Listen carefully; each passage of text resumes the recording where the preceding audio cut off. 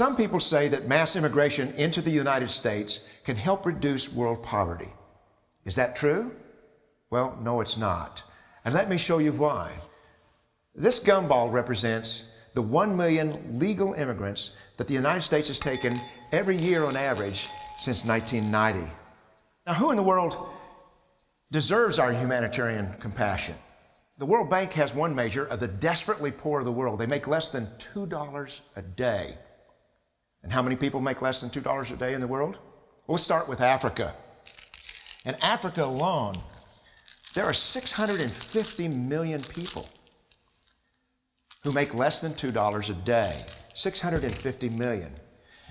And in India, another 890 million people, desperately poor.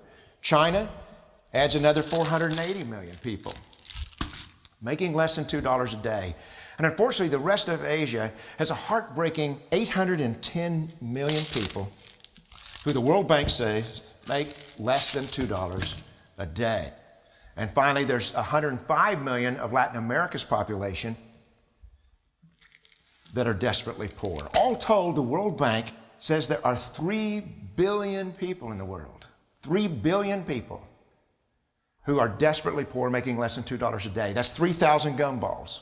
And every year, we take 1 million and suggest that we've somehow made a humanitarian difference.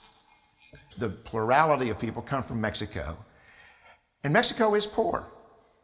How many people in the world live in countries that have average incomes lower than that of Mexico?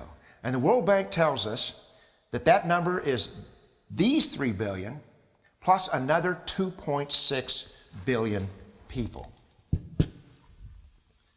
5.6 billion people in the world who live in countries with average incomes below that of Mexico. That's 5,600 gumballs. And so what is it that the elites are telling us? They're telling us that when we take this 1 million immigrants, that we somehow or another are tackling world poverty.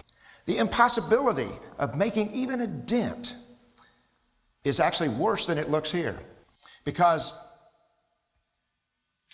last year, when we took 1 million immigrants, these countries added births over deaths, 80 million more people into the impoverished populations. And this year, Congress is bringing in 1 million legal immigrants. And this year, according to the United Nations, these countries are expected to add another 80 million people.